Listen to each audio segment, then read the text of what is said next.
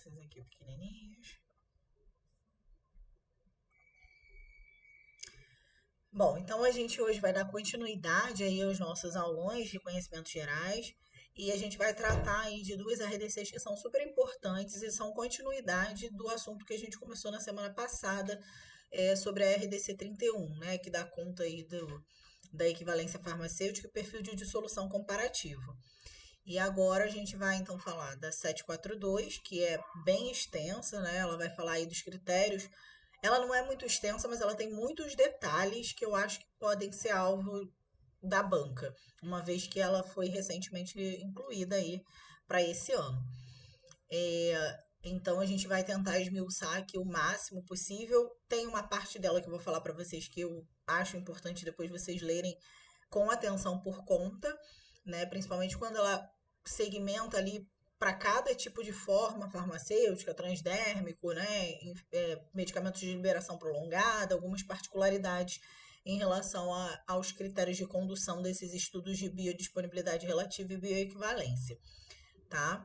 Que aí eu não trouxe para cá essa pormenorização, mas acho importante vocês terem isso em mente. E a RDC 749, que é a de estudos de bioequivalência, que é a de, na verdade, bioisenção, né? É a RDC que vai dar conta de isentar aí os estudos de bioequivalência ou biodisponibilidade relativa. Então, ela é, na verdade, a exceção ali da 742, tá? Bom, vamos começar pela 742, que é aí a grande novidade, uma das grandes novidades nesse concurso. Então, ela é uma RDC que vai dispor dos critérios para a condução desses estudos de biodisponibilidade relativa e bioequivalência, estudos farmacocinéticos. A gente vai ter que conduzir esses estudos normalmente no contexto, né, como a gente já falou na aula passada, de registros de genérico, similar e para algumas alterações pós-registro que a Anvisa classifica como uma alteração maior, lá pela RDC 73. Essa RDC ela tem como objetivo, né, a condução desses estudos, os critérios, para estabelecer os critérios de condução desses estudos, visando então garantir a qualidade, a segurança e a eficácia desses medicamentos genéricos, similares, novos, inovadores e produtos biológicos. Então, ela também vai se aplicar aí a produtos biológicos, tá? Atenção a esse ponto. Essa resolução abrange os estudos de biodisponibilidade relativa e bioequivalência e os estudos farmacocinéticos, que vão compor os dossiês de anuência em pesquisa clínica, seja na fase de registro, né? Então também vai ser aplicável aí para esses medicamentos novos e inovadores, ou na fase do pós-registro, quando a gente fala aí de alterações que venham a ser feitas nesse produto tanto de genéricos, similares, novos, inovadores e produtos biológicos. Essa resolução se aplica a esses estudos e vai no intuito de compor o dossiê de registro, né, desses medicamentos. E provas adicionais, novos estudos ou avaliação de parâmetros diferentes descritos nessa resolução poderão ser solicitados a qualquer momento pela Anvisa. Então, na verdade, eu tentei fazer aqui primeiro um esquema assim, né, geral do que ela vai trazer. Então, como ela vai estabelecer os critérios para a condução desses estudos, que são estudos realizados em vivo, né? E aí, por isso, vai estar dentro do contexto dessa legislação também a fase de pesquisa clínica, né? Condução ali com os participantes de pesquisa, né? Os voluntários. E, de forma geral, ela vai dar conta ali da etapa clínica, a administração, né, delineamento desse estudo, a quantificação dessas amostras que vão ser obtidas desse estudo, a coleta, né, desses dados e tratamento desses dados, para que a gente faça ali uma avaliação da farmacocinética, né, através de aplicação de ferramentas estatísticas, e ao final a gente possa então dizer se aquele produto ele é bioequivalente ou não a um produto, a uma referência ou um produto comparador, se a gente estiver falando aí, ou um medicamento comparador, se a gente estiver falando no contexto de alterações pós-registro. E aí, na etapa clínica, os principais tópicos que ela vai trazer ali dentro da RDC é a questão de características desses participantes de pesquisa, né? se eles serão pacientes ou não, e aí tem algumas questões que vão poder definir isso. Em geral, são participantes saudáveis, né, que não são portadoras de nenhuma patologia, mas em alguns casos, que ela vai ser bem específica, a gente pode tratar aí pacientes, né, trabalhar com pacientes mesmo. E tudo isso buscando ali assegurar a segurança desses participantes de pesquisa e, sobretudo, também a segurança desse medicamento que está pleiteando aí um espaço, um registro, um espaço aí no mercado. Vai trazer ali a questão da administração, se esse estudo ele vai ter que ser conduzido com esses participantes em jejum, alimentado, né? Se trata ali de uma liberação convencional ou modificada, isso ali vai ser tratado dentro da RDC e vai cada um desses, desses estados, né? Vai demandar ali algumas ações e vão ser aplicáveis em alguns contextos, que a gente vai falar também. E esse delineamento ele vai poder ser do tipo crossover, paralelo ou dose única. A gente vai falar sobre isso. E a quantificação, o objetivo é quantificar o analito, seja na matriz sangue, plasma, soro e matrizes biológicas, né, de forma geral. E essas coletas, né, esses dados vão dar conta de trazer para a gente informações acerca da absorção, da concentração máxima, do perfil de eliminação, do Tmax, do tempo de meia-vida desse medicamento e outros parâmetros, né, que vão ser importantes para que a gente correlacione ali com parâmetros farmacocinéticos. Então, a gente vai estudar, por exemplo, a área sobre a curva obtida aí desse perfil de biodisponibilidade a fim de saber ali essa questão da absorção e da eliminação desse fármaco ali dentro do organismo do participante de pesquisa, assim como a concentração máxima e o Tmax, que vão ser parâmetros super importantes para ao final a gente dizer se aquele medicamento é bioequivalente ou não àquele outro referência ou comparador. E sempre aplicando ferramentas estatísticas bem específicas, e a legislação vai, inclusive, indicar que tipo de tratamento estatístico você deve fazer. E caso você não opte por fazer aquele recomendado dentro do contexto da legislação, ela também é muito clara, deixando a necessidade de que a empresa vai ter que justificar porque não fez o uso daquela ferramenta indicada. E como resultado, né, é saber se de fato aquele medicamento é ou não bioequivalente. E aí, dentro, né, desse contexto, então, a gente tem algumas definições importantes que a gente precisa entender bem, porque elas vão ser aplicadas ao longo de toda a legislação. A primeira delas que eu destaco é essa questão do analito, que é justamente, a gente já definiu lá no contexto da 166 e aparece aqui de novo, e né, basicamente a mesma coisa, é um composto químico específico que a gente deseja mensurar em uma matriz. Só que nesse caso, a legislação traz uma definição bem específica quando se refere a ser uma matriz biológica, né? Uma vez que, como eu falei, a gente vai sempre quantificar essas amostras em amostras biológicas, né, desse paciente, seja no sangue, seja na urina, a depender ali do que a gente esteja querendo estudar em relação à farmacocinética desse ativo.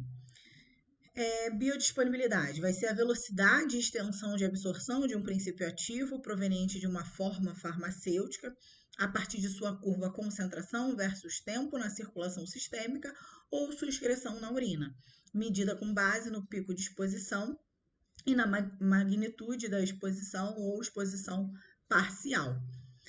Enquanto isso, a biodisponibilidade relativa vai ser a comparação de duas curvas de biodisponibilidade, né? Então, de dois perfis de biodisponibilidade de produtos que foram submetidos ao mesmo desenho experimental, tá? Então, é muito importante a gente entender isso, que precisa estar ali no mesmo desenho experimental. O estudo para analisar esses parâmetros que vão dar conta da biodisponibilidade, né, a área sobre a curva, o Cmax, o Tmax, eles precisam ser determinados de forma, né, concomitante, tanto para aquele medicamento referência como para aquele medicamento teste, referência ao comparador como para o teste. E a bioequivalência é a demonstração de biodisponibilidades equivalentes entre produtos.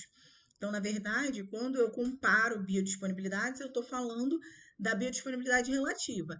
E se essas biodisponibilidades forem, a câmera tá ligada. Se essas biodisponibilidades elas forem equivalentes, né, elas tiverem um perfil semelhante, aí sim eu vou poder me referir ao termo bioequivalência, que é justamente a demonstração dessa equidade entre esses perfis de biodisponibilidade dos produtos estudados. Equivalente farmacêutico a gente falou pra caramba, né, na última aula, mas só para a gente resgatar, são medicamentos que vão possuir a mesma forma farmacêutica, a mesma via de administração e a mesma quantidade da substância ativa. Isto é, mesmo sal ou éster da molécula ativa podendo ou não conter recipientes idênticos. A mesma quantidade da substância ativa, a gente precisa lembrar que tem casos em que eu vou poder ter produtos equivalentes do ponto de vista farmacêutico, né? Mas que possuem quantidades diferentes de substância ativa. Na verdade, quando ele está falando aqui mesma quantidade de substância ativa, ele está se referindo à mesma quantidade liberada dessa forma farmacêutica naquele determinado tempo avaliado, tá? Porque eu posso ter um comprimido, como a gente falou, de liberação prolongada, que vai ter ali uma concentração muito maior do fármaco do que, por exemplo, um comprimido de liberação simples, né? Que vai ter ali uma única dose, enquanto esse de liberação prolongada vai ter múltiplas doses na sua composição. E aí, consequentemente, não vou ter inicialmente a mesma quantidade do fármaco, mas necessariamente eu preciso garantir que naquele intervalo de tempo estudado eu tenho a mesma quantidade de fármaco sendo liberada, para que eles possam então ser equivalentes farmacêuticos, tá? E devem cumprir ali com os mesmos requisitos da farmacopeia, preferencialmente farmacopeia brasileira, mas pode também acontecer de de eu utilizar outros compêndios oficiais, se não a farmacopeia brasileira, tá? Formas farmacêuticas de liberação modificada, que é justamente o que eu falei, né, que vão requerer reservatório ou excesso, poderão ou não conter a mesma quantidade da substância ativa, desde que liberem quantidades idênticas da substância ativa em um mesmo intervalo posológico, tá? Estudos de equivalência farmacêutica vão ser todos aqueles ensaios físico-químicos, né, normalmente previstos em algum compêndio oficial, e quando aplicáveis até microbiológicos e biológicos, que vão comprovar que dois medicamentos são equivalentes farmacêuticos. Estudos farmacodinâmicos, que é o que a gente vai estudar, é o escopo da legislação de hoje, vão ser aqueles estudos relacionados à administração de um fármaco a um efeito mensurável. Então, a gente vai administrar esse fármaco num participante de pesquisa e vai observar o comportamento dele e fazer ali algumas medidas que vão estar muito relacionadas com a descrição da minha farmacocinética também. E, obviamente, a gente espera ver um efeito que também seja mensurável, né? A melhora aí, se eu estou fazendo um ensaio para um analgésico, eu espero ter uma diminuição da dor ao final, tá? Evento adverso é qualquer ocorrência médica desfavorável em um paciente ou participante de pesquisa clínica no qual haja sido administrado medicamento, sem que necessariamente exista uma relação causal com o tratamento, podendo ser qualquer sinal desfavorável e não intencional, sintoma ou doença temporalmente associado ao uso do medicamento. Então, o evento adverso é um termo bem mais genérico que vai remeter a qualquer ocorrência desfavorável, a qualquer ocorrência não esperada durante o uso daquele tratamento, o que não necessariamente está relacionado ao meu medicamento, porque se estiver relacionado, comprovadamente lá pelas ferramentas que vocês estudam aí bastante na farmácia hospitalar, a gente vai ter então o que a gente chama de reação adversa a medicamento, né? Então, o evento adverso é um termo mais amplo e dentro dele existe a reação adversa a medicamento. Medicamento comparador é o medicamento com o qual o produto teste será comparado. Medicamento de índice terapêutico estreito é o medicamento que apresenta uma margem de segurança estreita, possuindo concentração terapêutica próxima da concentração tóxica. Medicamento de referência vai ser o produto inovador registrado na Anvisa e comercializado no país, cuja eficácia, segurança e qualidade foram comprovadas cientificamente por ocasião do registro, e o teste vai ser o medicamento submetido ao estudo de biodisponibilidade relativa ou bioequivalência, e estudo farmacocinético ou estudos farmacocinéticos de produtos biológicos, que é comparado a um medicamento comparador. Participante de pesquisa vai ser o indivíduo que, de forma esclarecida e voluntária, tá?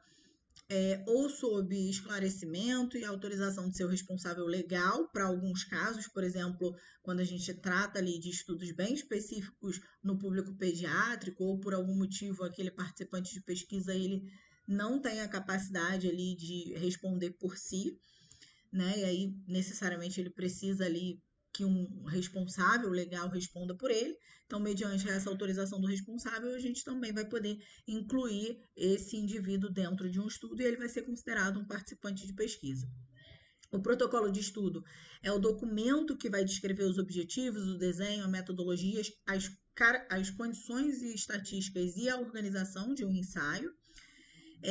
Dentro desse contexto, um termo bastante importante vai ser o termo, um conceito bastante importante é o termo de consentimento livre e esclarecido, que vai ser o documento no qual vão estar ali explicitados tudo que vai acontecer durante o estudo para que o futuro participante de pesquisa, né, aquele voluntário que venha a ser um participante de pesquisa, tome ciência, né, com uma linguagem clara, objetiva, de fácil entendimento e o mais completo possível, e então conceda ali a anuência para sua participação durante o estudo, tá? E, por exemplo, quando a gente fala do público pediátrico, esses termos de consentimento livre e esclarecido, a criança precisa entender esse termo.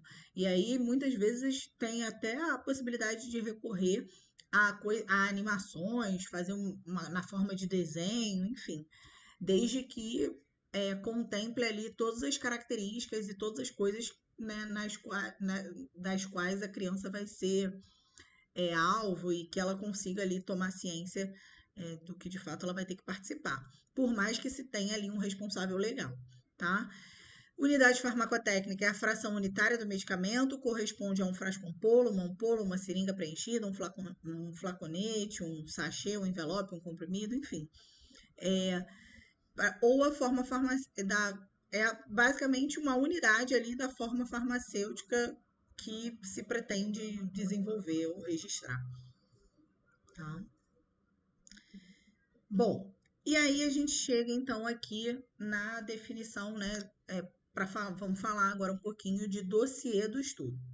Então, no dossiê do estudo, né, que é um documento ali que a gente vai ter que ter para começar esse estudo, vai ser onde eu vou registrar o resumo de tudo que acontecer no meu estudo de biodisponibilidade relativa e bioequivalência.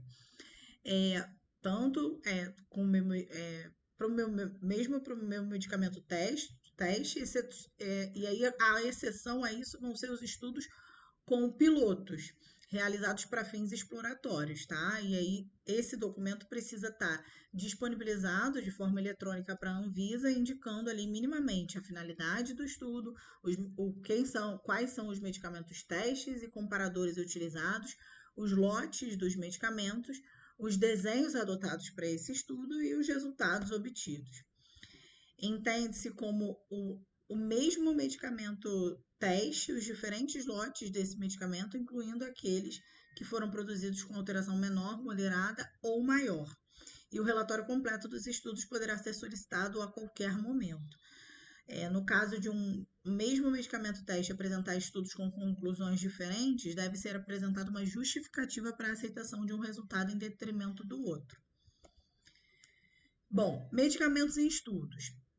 Previamente ao início do estudo de bioequivalência e biodisponibilidade relativa, os medicamentos teste e comparador devem ser analisados conforme as diretrizes da RDC 31. Por isso a gente falou primeiro dela, né? E aí lembrar lá que era possível, mesmo quando a gente percebesse que aqueles perfis de dissolução não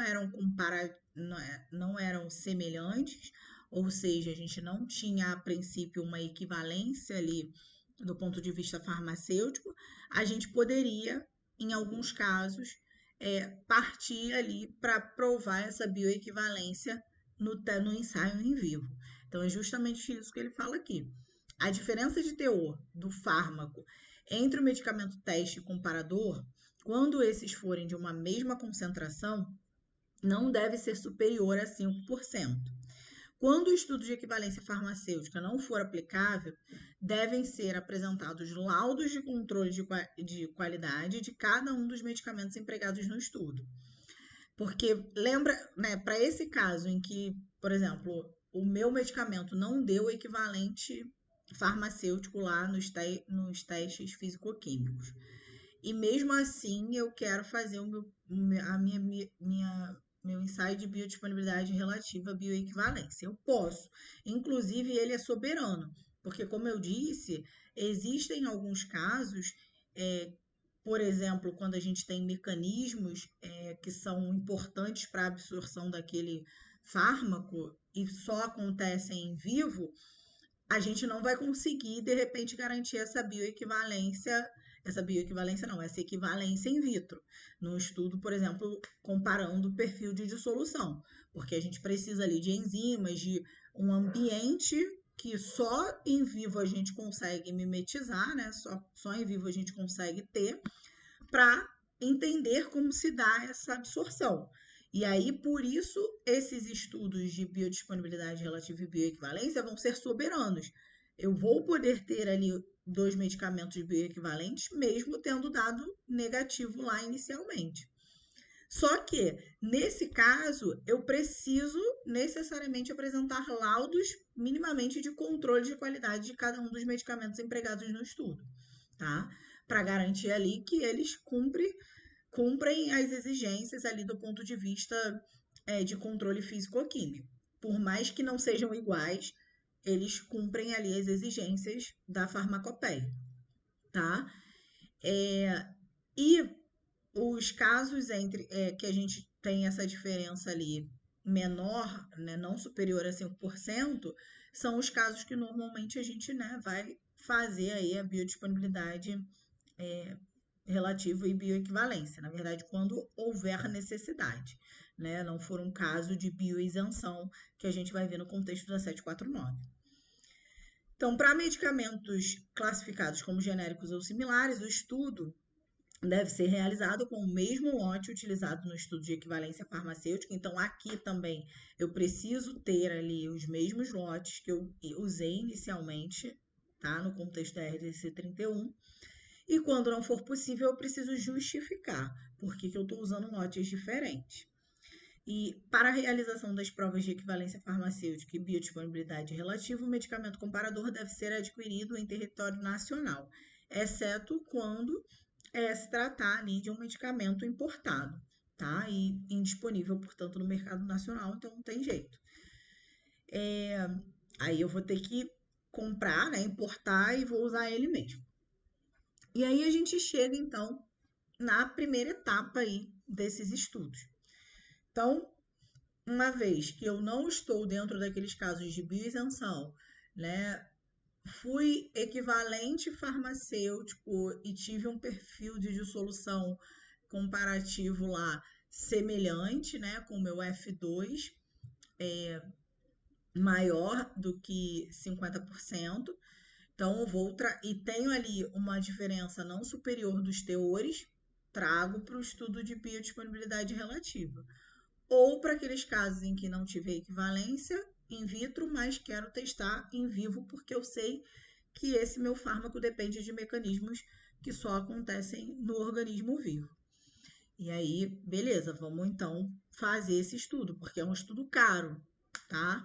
Então eu não vou fazer sem ter a certeza ali e tá muito bem respaldada tecnicamente, né, sobre esse medicamento e a necessidade de fato de realização desse estudo. Então, a gente chega à etapa clínica, que é a primeira fase, e como recomendações gerais, a gente tem que ter em mente o seguinte: devem ser realizados preferencialmente, como eu disse, em participantes saudáveis. E aí eu grifei ali o preferencialmente, porque existem exceções que estão descritas nessa legislação. Então, atenção. A inclusão de participantes vai sempre exigir de participantes, de pacientes, né? No caso de eu não utilizar participantes de pesquisa saudáveis, eu, né, querer fazer ali com uma população acometida por determinada doença, ou seja, um paciente, eu vou precisar justificar tecnicamente, tá? Por que disso? E devem ser observados os princípios éticos. Então, vão ter que seguir ali todos os trâmites que estão elencados na 14.133, que não é alvo de vocês, mas é hoje a lei que vai reger aí os estudos com humanos, né? Tudo que envolve aí humanos do ponto de vista de ética, né? Então, princípios éticos previstos em normas brasileiras e acordos internacionais. O protocolo de estudo e o TCLE, que é o termo de consentimento livre esclarecido, devem ser aprovados por um comitê de ética, tá? Então, a gente precisa fazer lá um registro desse estudo na Plataforma Brasil. Uma vez que a gente registra esse estudo na Plataforma Brasil, ele vai ser direcionado para algum CEP, que são esses comitês de ética em pesquisa, que ali a gente tem experts da área, né? Não necessariamente assim, são pessoas referências na área de pesquisa e que detém ali um conhecimento sobre a lei, sobre esses acordos e vai, enfim, avaliar o seu projeto para ver se do ponto de vista ético tá tudo certinho. E aí, uma vez que você recebe essa anuência do CEP, aí sim você inicia a sua pesquisa aí com seres humanos, né, nesse caso, para comprovar aí a bioequivalência ou não. E nenhum procedimento vai poder ser iniciado sem o TCLE, que é o termo de consentimento livre esclarecido. Então, seu participante de pesquisa vai precisar, uma vez que o CEP tenha avaliado, após a avaliação do CEP, que inclusive ele vai analisar aí o seu termo, aí você passa para os seus futuros participantes para ver se eles de fato querem participar da sua pesquisa. E o ideal é que o sexo dos participantes, né, seja representativo da população indicada em bula. Então, se eu estiver falando de uma doença que acomete só mulheres, né, de um tratamento que só faz sentido para mulher, então eu vou ter ali 100% de sexo feminino. E se não, né, o ideal é que eu equilibre aí as populações, homens e mulheres, estejam ali compondo essa minha amostra, tá? E em situações de toxicidade, pode-se justificar a inclusão de apenas parte da população-alvo. Então, a questão ali da inclusão de pacientes, né, que eu já destaquei. Aí vamos às características dos participantes de pesquisa. Né? Eu vou ter que recrutar participantes de pesquisa com idade igual ou superior a 18 anos e capazes de, né, assinarem e de entenderem e assinarem esse TCLE. Normalmente eles vão ter que possuir ali um IMC entre 18 e 30 quilos por metro quadrado. Evitar indivíduos fumantes com histórico de alcoolismo ou uso de drogas, né? Então é um perfil ali, um corte da população saudável aí. No caso de estudos que necessitem de participantes de pesquisa com características diferentes das citadas anteriormente, a inclusão dos mesmos deve ser justificada. E aí, no caso ali de grávidas e lactantes não devem participar de estudo, tá? O ideal é que não participe. Quando aplicável, deve ser prescrito métodos contraceptivos e ou selecionadas participantes com esterilização definitiva, tá? Então, se eu quiser fazer com uma grávida, não com uma grávida, né, mas, por exemplo, uma lactante e tal, eu vou precisar garantir que, sei lá, ela já tenha passado por uma laqueadura, né, ou ela esteja ali em uso de algum método contraceptivo, para justamente a gente não ter ali a possibilidade de causar um evento adverso, uma reação adversa ao medicamento para o bebê, tá?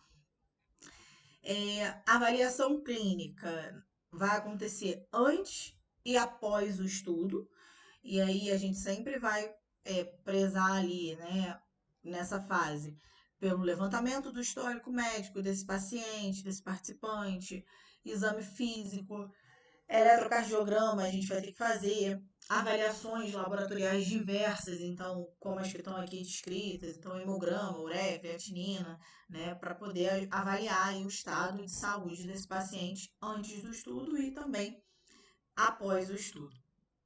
E durante também, né, que a gente vai estar ali fazendo coletas para avaliar o fármaco, a gente acaba também avaliando outros parâmetros relacionados ali, tá? É importante a gente não perder de vista a questão da segurança desses participantes, então considerar advertências, precauções, contraindicações, interações medicamentosas, eventos adversos descritos na bula do medicamento comparador.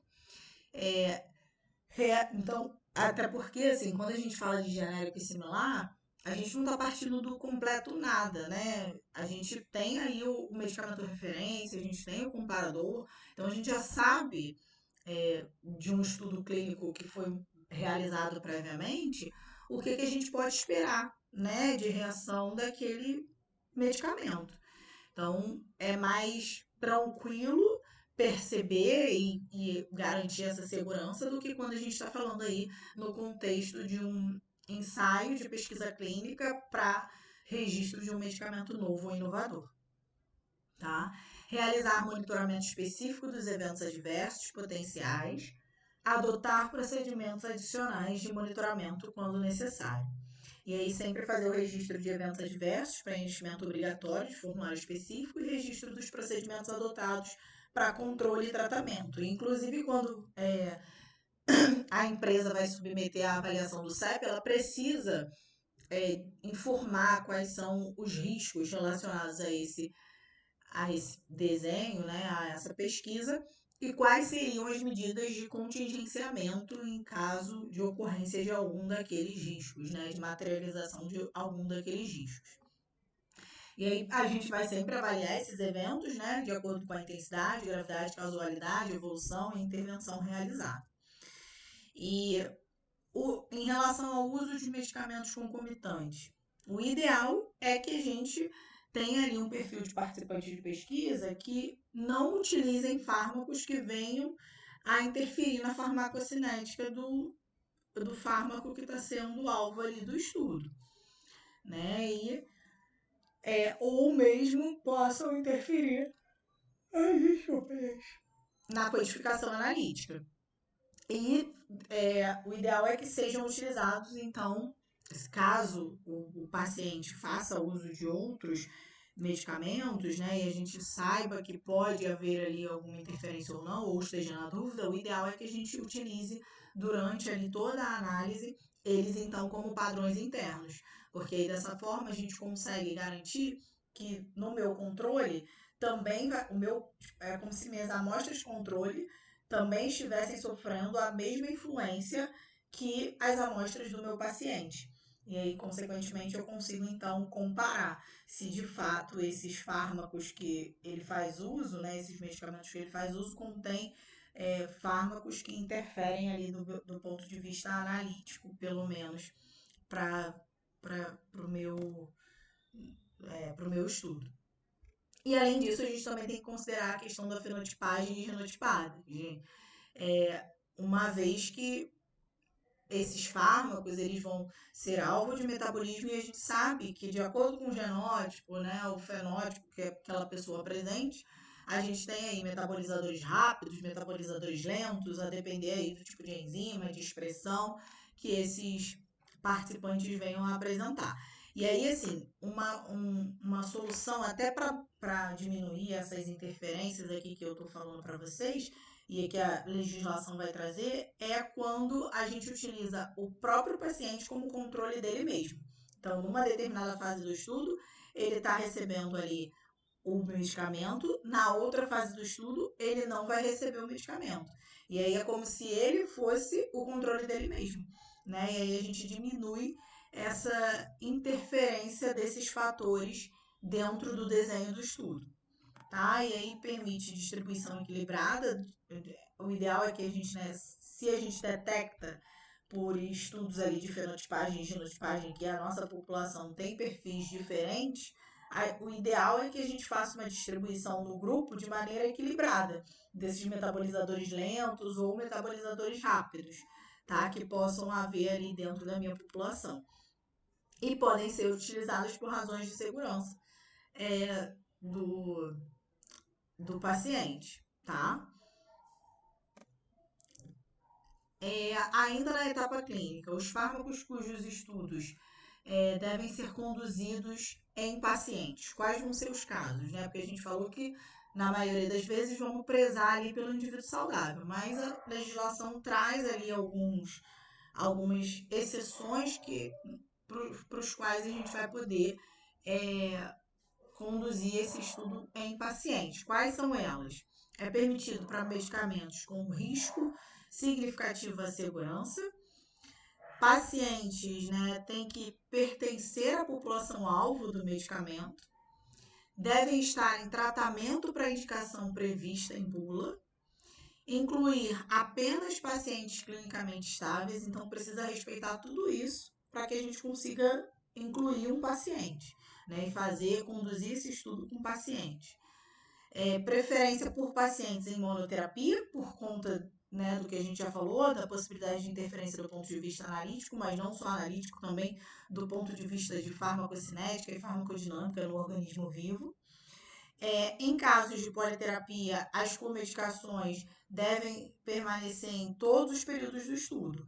E aí o que a gente normalmente faz, eu falei para vocês, aquele paciente vai ser o controle dele mesmo, para que a gente consiga, e vai utilizar também aí os padrões internos para que a gente consiga minimizar essas variações. Em caso de participação de pacientes com distintos esquemas terapêuticos de dose, devem ser administradas unidades farmacotécnicas da mesma concentração. Então, eu posso ter pacientes que, por exemplo, um toma 100 miligramas, o outro toma 50 miligramas. Só que, para que eu administre durante o meu estudo, todo mundo vai ter que tomar os 50 miligramas. Um vai tomar 2 comprimidos, o outro vai tomar 1 comprimido. Não tem problema. Mas não dá para eu... não, ele toma 100 miligramas, então ele vai tomar um comprimido de 100 e o outro de 50. Não.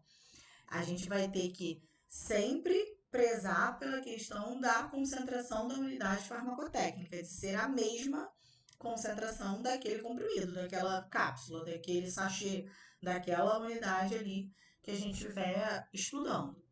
Então, caso o número de unidades farmacotécnicas a ser administrado seja incompatível com a dose a ser utilizada, o paciente não deve ser incluído no estudo. Então, vamos supor que eu não tivesse a apresentação, sei lá, o cara faz 175 não é um bom exemplo, porque é 25, né? Não, é 50 que eu falei. Então vamos supor que a unidade farmacotécnica de um medicamento seja 50 miligramas, a menor. Um faz 50, o outro faz 175. Esse que faz 175, eu não posso dar 3 unidades farmacotécnicas ou 4, porque 3 eu vou estar aquém da dose que ele toma, e 4 eu vou ultrapassar a dose terapêutica lá que ele toma e que funciona para o tratamento dele, na indicação prevista. Então, esse paciente de 175, ele não pode ser incluído no meu estudo, porque essa menor unidade farmacotécnica, né, para atender ali a maioria, que seria os 50 miligramas, não atende esse paciente. Tá claro? E aí, eu trago aqui um exemplo prático, né? Paciente A, B e C. Então, a dose habitual do paciente A é 100 miligramas, do paciente B é 200 miligramas. Peraí, vocês estão falando algo? Ah, tá. Vai acabar em 15 minutos. Do paciente B é... Eu vou tudo isso, gente.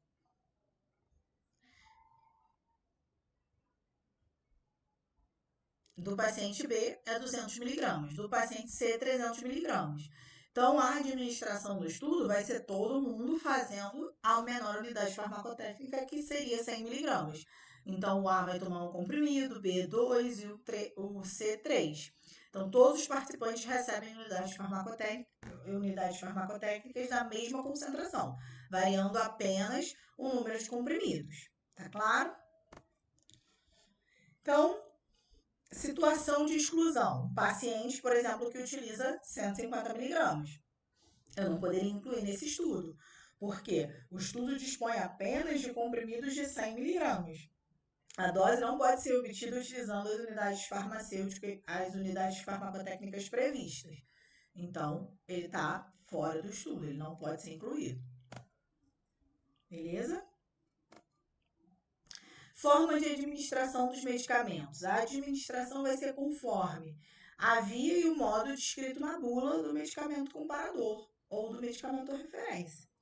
O procedimento vai ser padronizado para todos os participantes e condução sempre que possível, o ideal, em jejum ou com alimento, dependente da formulação e da bula, né? Então a gente vai ter aí a bula do similar, do referência do comparador, para poder nortear o desenho aí do estudo, se vai ser em jejum ou se vai ser no estado alimentado. O normal, né, se não tiver nada na bula previsto, é fazer na condição em jejum. E aí, ó, o uso de jejum, né? A situação, uso exclusivo em jejum. O estudo vai ser, se eu tiver lá na bula, uso exclusivo em jejum. O estudo vai ser conduzido em jejum. Se eu tiver lá, uso exclusivo com alimento, o estudo vai ter que ser conduzido com alimento. Agora, uso permitido em jejum ou com alimento. Aí eu vou ter que fazer os dois, jejum e alimentado. E sem orientação clara na bula, eu também vou conduzir o jejum e o alimentado. Então, formulações especiais podem exigir estudos nas duas condições. Alguns fármacos podem exigir estudos adicional com uso prévio de inibidor de bomba de próton. Tá? Então, isso é uma observação aí que a legislação traz. E aí eu botei aqui uma pegadinha, né? Se a bula permitir jejum e alimentado, aí eu realizo os dois. Mas isso é claro. Eu acho que a dúvida maior é quando não tem orientação na bula, né? Para ficar claro aí essa questão de que vai fazer também jejum e alimentado. E aí, no caso do jejum, o que vai significar o jejum? Mínimo de 8 horas antes da administração do medicamento. E jejum mínimo de 4 horas após a administração do medicamento. Tá? Estudos com alimento. Eu vou ter que seguir a composição da refeição descrita em bula. Então, normalmente falar refeição rica em lipídios, alguma coisa assim. E aí eu vou ter que seguir aquela orientação. Se não tiver, na ausência de orientação, o que eu vou fazer vai ser sempre para os meus participantes, uma refeição rica em gordura e altamente calórica. E a administração do medicamento sempre 30 minutos após a refeição, tá? Sendo que antes, né, ele veio de um jejum de 8 horas e aí fez essa refeição altamente calórica e aí 30 minutos depois administrei o medicamento, tá? E aí esse seria o estado alimentado caso não venha nenhum descritivo na bula, nem do referência, nem do comparador. Então, o estudo deve ser conduzido em dose única. Entretanto, nos casos em que tal esquema de dose não é factível em pacientes, o estudo poderá ser conduzido com doses múltiplas. Então, o regime terapêutico dos pacientes não deve ser alterado por conta do desenho do estudo. Em estudos com doses múltiplas, o tempo de início das coletas deve ser o mesmo nos diferentes períodos, devendo ser assegurada a obtenção do estado de equilíbrio antes das coletas das amostras. Que assim, vocês vão ver que todas as amostras que a gente vai analisar depois lá na fase estatística desse estudo, elas foram coletadas sempre nesse estado de equilíbrio, ou seja, depois que eu alcancei lá o meu platô, né, de concentração lá na minha corrente sanguínea, se eu estiver falando aí de SEMAS, né? Então, se eu estiver estudando aí o parâmetro absorção. E aí, para doses múltiplas, não vai ser diferente. Eu vou ter que garantir ali que essas coletas sejam feitas após eu alcançar esse estado de equilíbrio. Ok? E aí, outro ponto que ele traz, né, em relação à forma de administração dos medicamentos, ele vai contrapor a liberação convencional e a liberação prolongada. em termos de condução do estudo, estado de jejum, né? Enfim, alguns parâmetros ali. Então, no caso ali da condução do estudo, a liberação convencional depende da bula e da influência dos alimentos na absorção. Na prolongada, obrigatoriamente, eu vou ter que fazer no estado em jejum e com alimento. Então, para a liberação convencional, vai ser dependente da bula e da influência que esse alimento vai ter ali na absorção.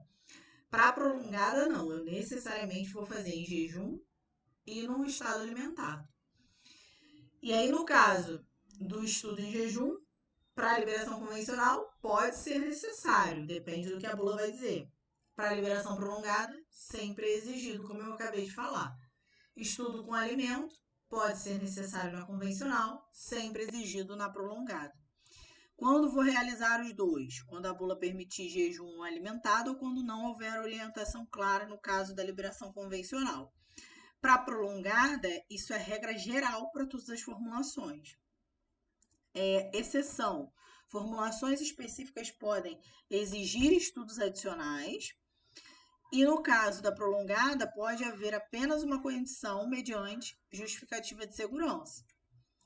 Quais vão ser os parâmetros que eu vou analisar na liberação convencional? Área sobre a curva, num tempo X, né? T lá, normalmente equivalente lá a quando o meu medicamento alcança essa condição de equilíbrio. E o Cmax, que é a concentração máxima na corrente sanguínea que esse medicamento que esse fármaco vai alcançar.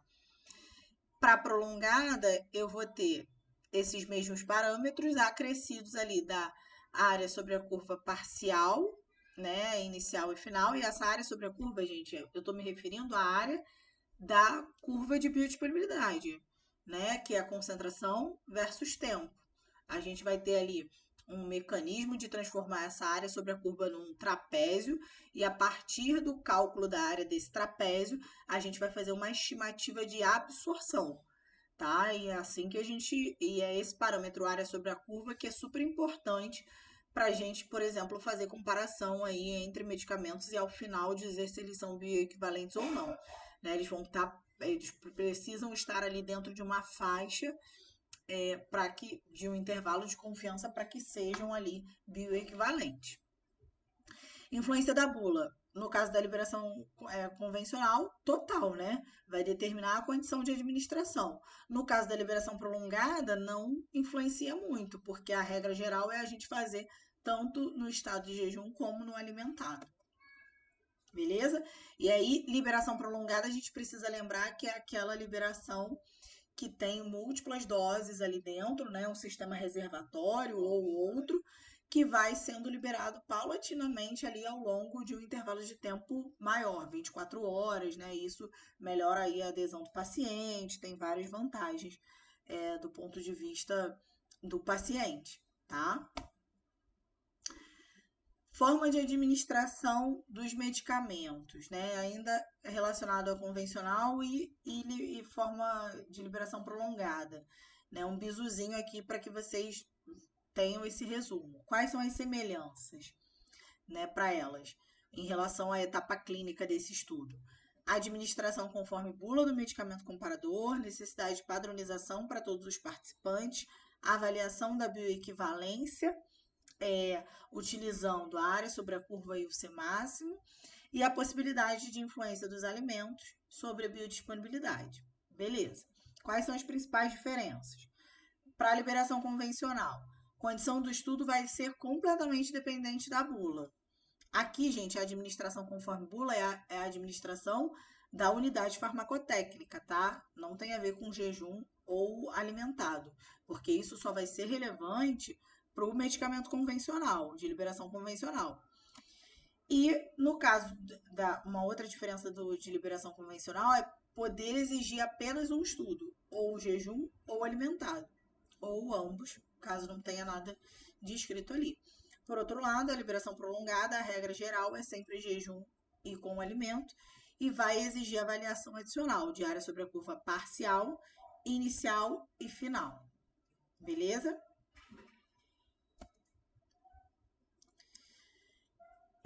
Agora a gente vai entrar na parte de delineamento do estudo farmacocinético. Então, até agora a gente falou da etapa clínica, aspectos gerais da etapa clínica.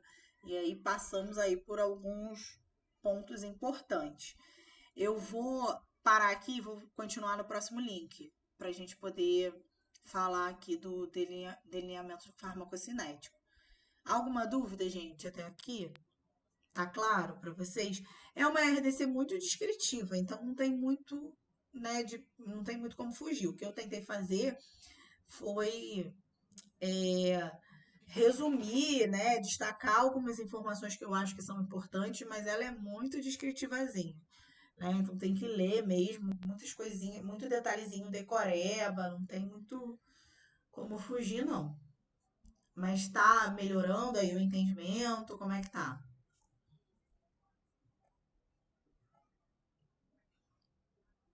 Beleza, aí depois vocês releem, né? Que aí eu acho que vai ficar melhor ainda.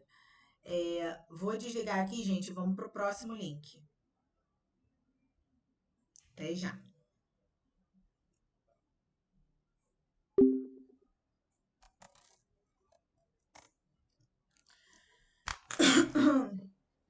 Ai, não achou não, né, amor?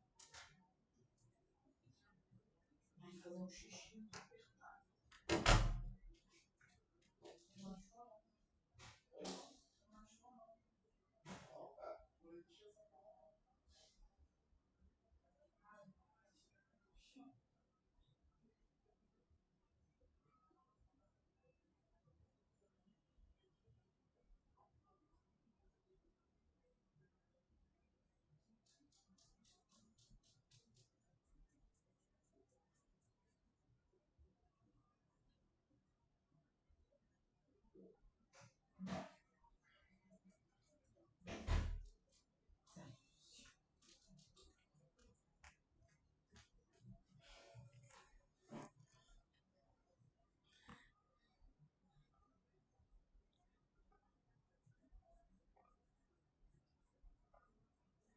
Ué,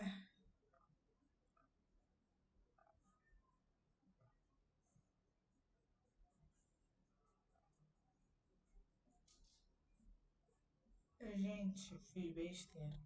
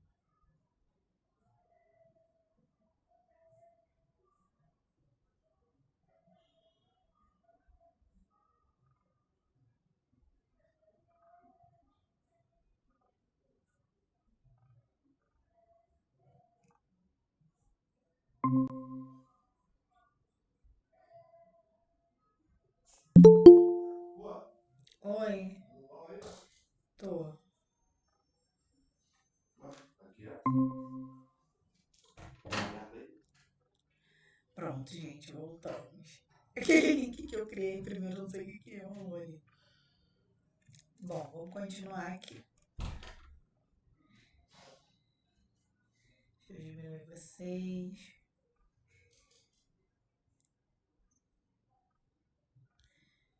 Beleza. Bom, agora a gente vai falar do delineamento do estudo farmacocinético, né? Como é que vai ser aí, de fato, agora esse estudo. Até agora a gente falou ali das características gerais, né? Da etapa clínica, o que consiste essa etapa, quais são as características ali que a gente vai ter que ter, que são participantes saudáveis, preferencialmente. Em alguns casos a gente vai poder ter pacientes, mas a gente vai ter que respeitar aqueles critérios que a gente mencionou.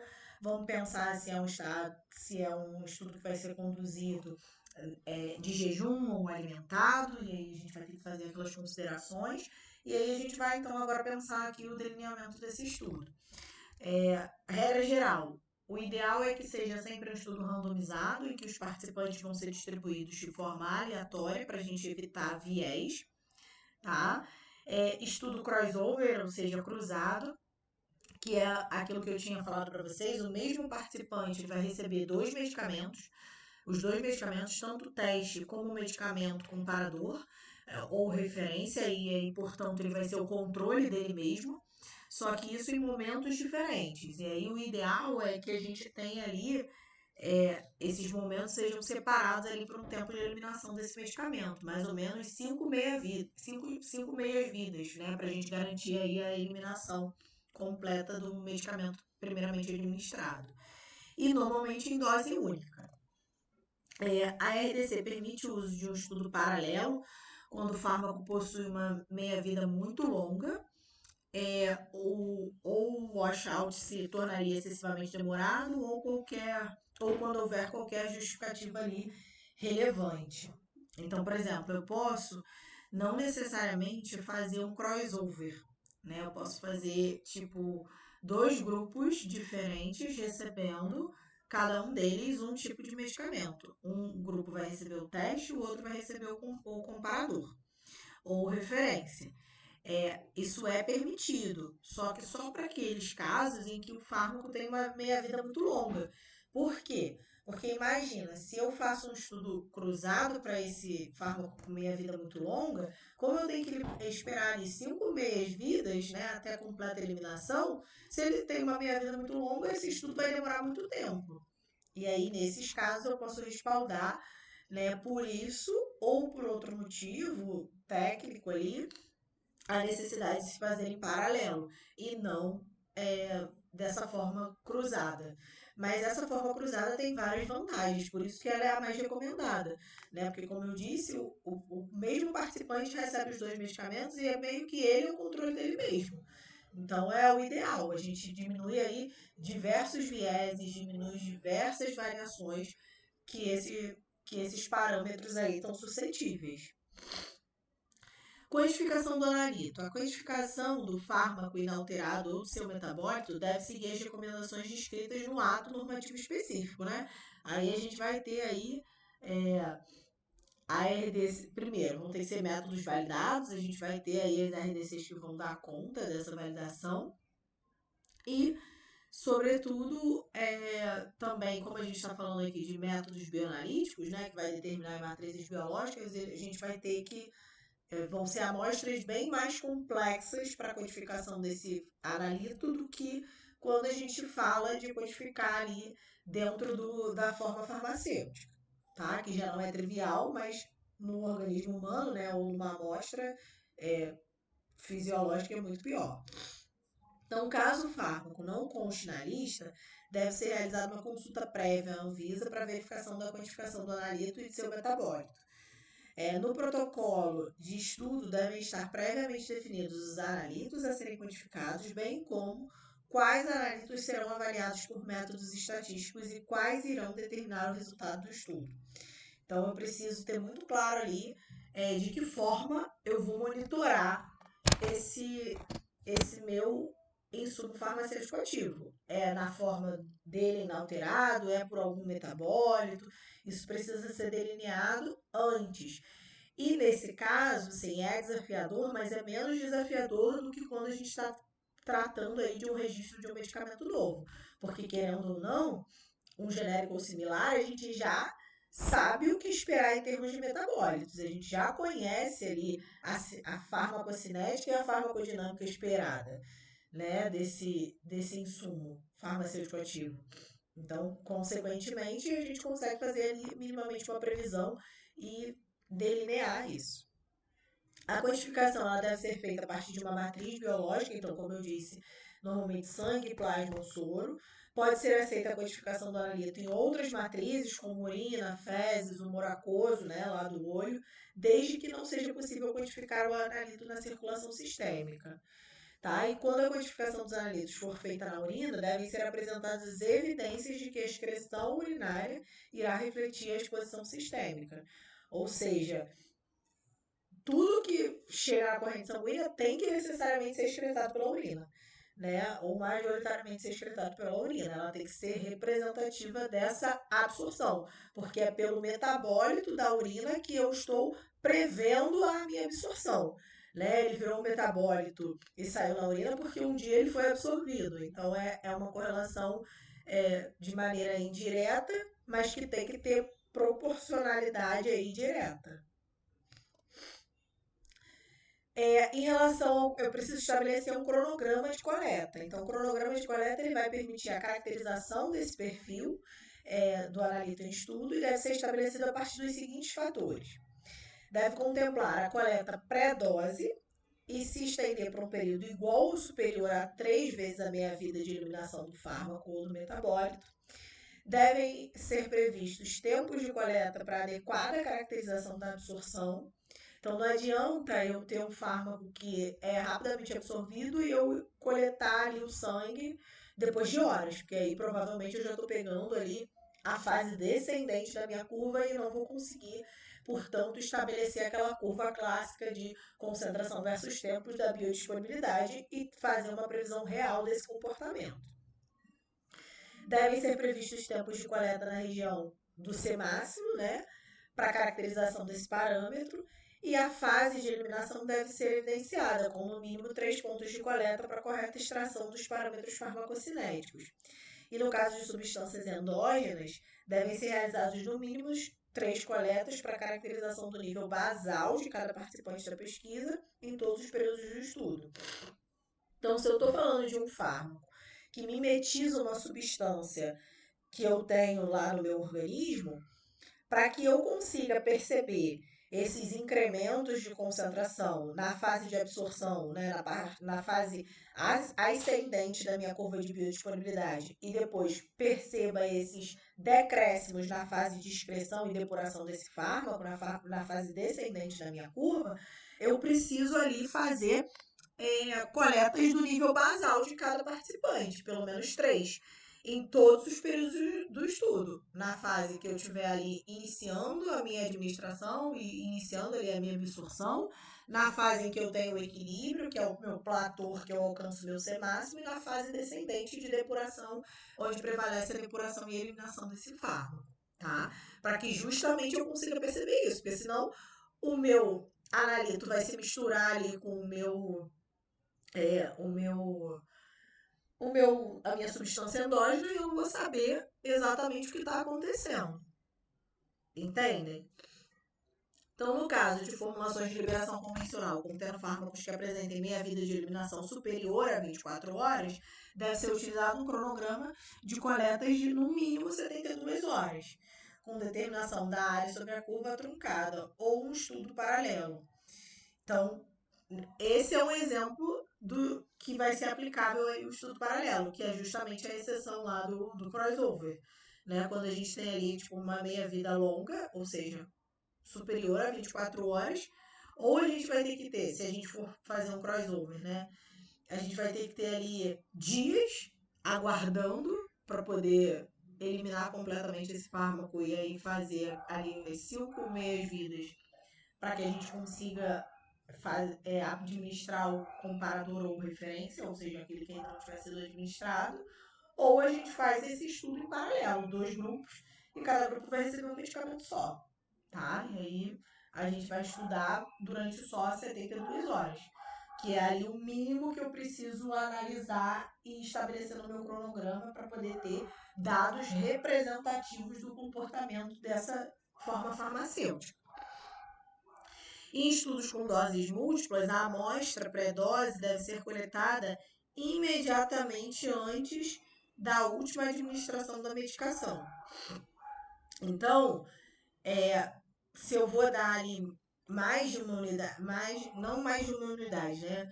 Mas vou administrar várias doses antes do início desse estudo, eu vou necessariamente ter que ter nessa fase pré-dose a coleta imediatamente após a última tomada, né? Para que eu consiga ter uma. É como se aquele fosse o meu tempo zero, quando eu de fato terminei de administrar todas as doses daquele medicamento que está ali em estudo, né? Uma vez que ele é múltiplas doses, ele não é de dose única. Por isso que o ideal é que a gente tenha, porque assim, o fato de ser múltiplas doses é mais um parâmetro que contribui para a variabilidade desse estudo, que já não é um estudo trivial.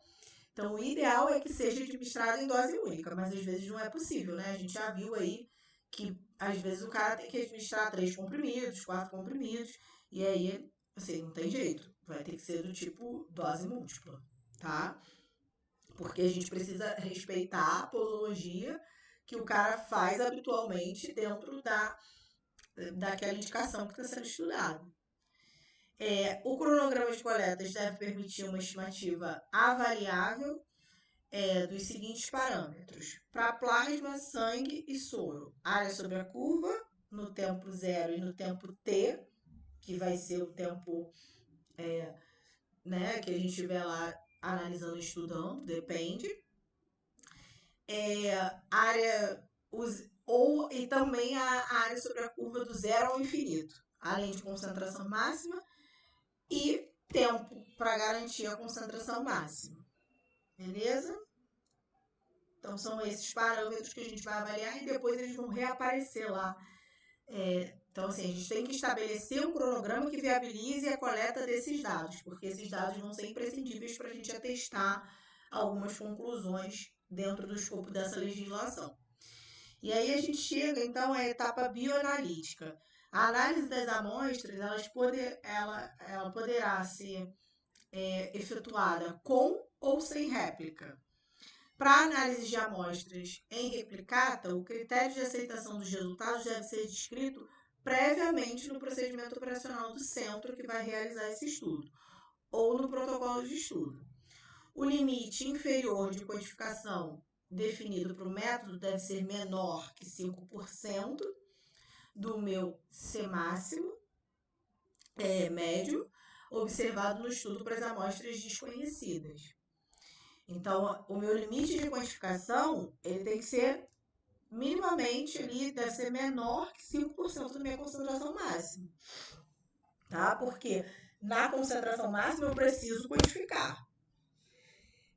Até porque esse é um parâmetro imprescindível para eu atestar ou não a bioequivalência. Então, caso após a condução de 10% das corridas analíticas seja observado que o valor do limite inferior de quantificação se encontra acima de 5% do C máximo médio experimental obtido até o momento, um novo método poderá ser validado contemplando um limite inferior de quantificação adequado. Tá? Então, isso não pode acontecer, de eu ter um limite inferior de quantificação maior ali do que o seu máximo. Maior em 5%, né, do que o C máximo. O ideal é que ele seja menor em pelo menos 5% desse C máximo. Senão, eu vou ter que desenvolver e validar um novo método. Os resultados dos voluntários obtidos com o primeiro método devem ser considerados, não devendo os voluntários ser reanalisados por esse motivo. Tá? Porque, assim, afinal de contas, a gente está lidando com pessoas. Não dá, então, pra gente, tipo, joga tudo fora. Não. A gente vai ter que utilizar esses resultados, vamos considerar isso, e não vamos reanalisar nesses voluntários por conta dessa questão do limite inferior de quantificação. Caso um participante de pesquisa apresente interferente maior do que 5% do seu C máximo na coleta pré-dose, considerando o mesmo período, o cálculo estatístico deve ser apresentado sem o participante em questão. Então, se esse C máximo aí, né, se for um caso assim, outlier, né, a gente, para essa justificativa de um outlier, a gente vai poder tirar e desconsiderar ele da análise estatística, tá? A utilização de métodos bioanalíticos aquirais é aceitável para a maioria dos estudos. Entretanto, a quantificação individual dos enantiômeros deve ser realizada quando todos os requisitos abaixo são preenchidos ou desconhecidos. O que acontece? A gente pode ter fármacos que têm essa característica de quiralidade. Né? O que é ser quiral? É quando, por exemplo, o carbono ali está ligado a 4 constituintes diferentes. Isso faz com que a gente rotacione diante da. Desvie o plano da luz polarizada para a direita ou para a esquerda, dando ali o que a gente chama de um enantiômero R ou S, né? Que caracteriza aí quando estão dentro de uma determinada percentual ali de 50%, né, de cada um dos enantiômeros, a gente vai caracterizar a tal da mistura racêmica.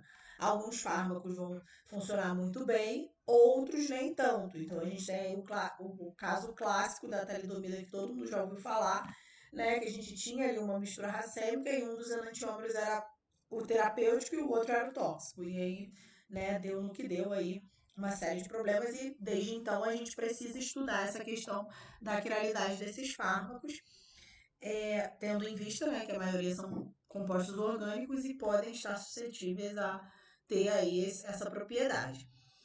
E aí, nesses casos, né, a utilização de métodos bioanalíticos que não sejam, não detectem esses, não faça diferenciação entre esses enantiômeros, ela pode, né, ser tolerada.